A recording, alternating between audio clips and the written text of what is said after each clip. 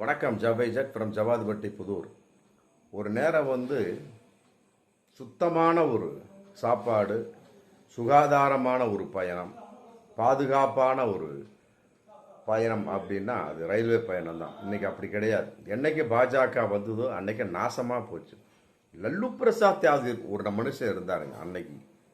Super railway அந்த டிபார்ட்மெண்ட்டே அவர் கையில் ஊன்னா போதும் அலறுவானுங்க அத்தனை அதிகாரிகளும். இன்னைக்கு அதெல்லாம் குப்பையா ஒன்றுக்கு விளங்காமல் போச்சு.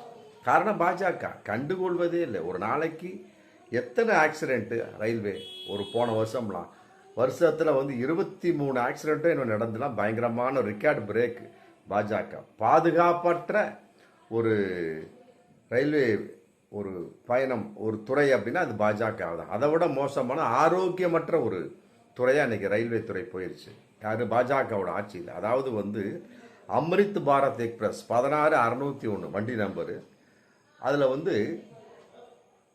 சாப்பிட்ட அந்த சில்வர் ஃபீடிங் இருக்குது பார்த்தீங்கன்னா, அலுமினியம் ஃபாயில், அதை கழுவி மீண்டும் பயன்படுத்துகிறானுங்க. பாருங்கள், மிக கேவலமாக இல்லை. இது எத்தனை பேர் சாப்பிட்ருப்பாங்க. இந்த எக்ஸ்பிரஸ் பீகார் தமிழ்நாடு டு பீகாருக்கு போகக்கூடியது. இன்னும் சொல்லப்போனால் இது 2023 தொடங்கப்பட்ட எக்ஸ்பிரஸ்.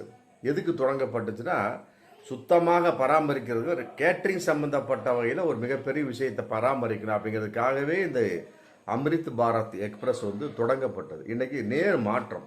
காரணம் பாஜக ஆட்சி கண்டுக்கிறதே கிடையாது. அவங்களுக்கு தேவை காசு இல்லை. சாப்பிட்ட அந்த அலுமினியம் அந்த தட்டு அந்த பொட்டலாம் இருக்குது ஃபாயில், அதை ஃப்ரீ கழுவி யூஸ் பண்ணுறாங்க. அது இன்னைக்கு இந்த விஷயம் இன்னைக்கு வைரலாக வீடியோவில் போயிட்டுருக்கு.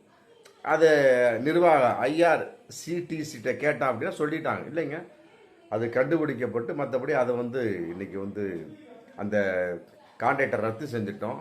அந்த நபருக்கு இது மிகப்பெரிய ஒரு அபராதம் விதிச்சிட்டா. இது வரைக்கும் எத்தனை பேர் சாப்பிட்டான், எத்தனை பேர் வயிறு எப்படிலாம் ஆச்சு, அதுக்கு பாஜக தான் பதில் சொல்லணும். உண்மையிலே இதன் அடிப்படையிலாவது பாஜகவினுடைய மத்திய ரயில்வே துறை அமைச்சர் சுத்தமாக அவர் ராஜினாமா செய்கிறார். கட்டாயமாக பாஜக அரசு உண்மையிலே ஒரு நியாயமான ஒரு அரசாக இருந்தால் அவரை டிஸ்மிஸ் செய்யணும். பாதுகாப்பற்ற ஒரு ரயில் பயணம், ஆரோக்கியமற்ற ஒரு ரயில் பயணமாக இன்னைக்கு பாஜக கொண்டு வருதுன்னா உண்மையிலே பாஜகவும் கட்டாயமாக இதற்கு மிகப்பெரிய ஒரு பதில் சொல்லியே ஆகணும். அதற்கு முதல்ல ரயில்வே மந்திரியை டிஸ்மிஸ் பண்ணணும். ஆமாம், இது மாதிரி எத்தனை இதை பார்த்தோம்னா அந்த பயணம் அதில் எத்தனைப்பா போன வாரம் நான் பயணித்தேன்ப்பா, இந்த வாரம் நீ பயணிச்ச எத்தனை பேர் அதை வயிற்றில் அடிச்சிருப்பான். நல்லா யோசிங்க பார்ப்போம். அவங்க வயிறுலாம் இன்னைக்கு என்ன புளி கரைச்சிட்டு இருக்கும். அந்த அளவுக்கு